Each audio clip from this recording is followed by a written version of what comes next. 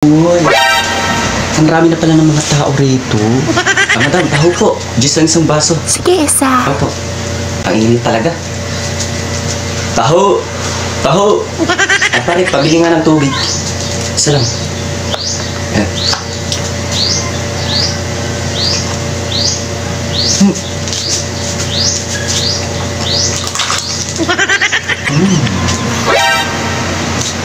Pare!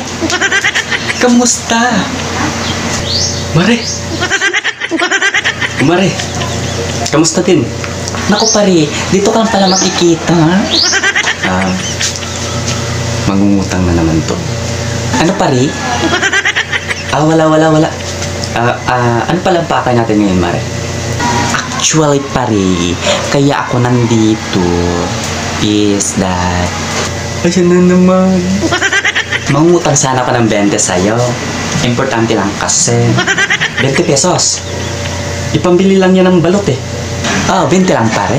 Basta pag sahod ko na, babayaran kita. Magtataya ka na naman siguro sa luto. O ito, 10 piso. 10. 20 hinahiram ko eh.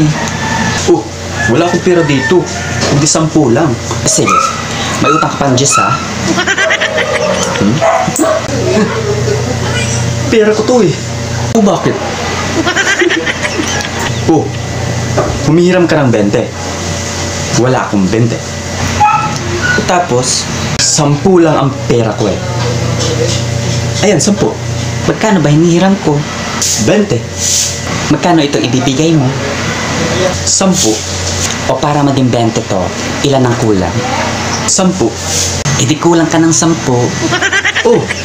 Tsaka mo nalang bayaran, hindi naman ako nagmamadali.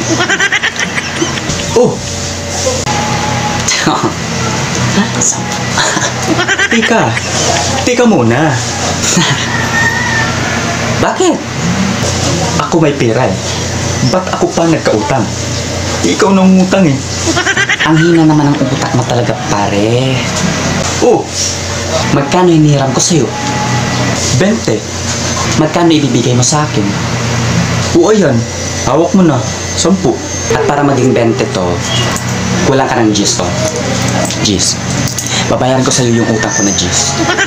Sige. Ang utang mo ngayong G's. Kulang yata to. Kulang mo sa 20. Ayan. Quits na tayo. Ayan. Di wala na may utang. Walang samaan ng loob. Di malinaw, ikaw ang hinamoy. Yes!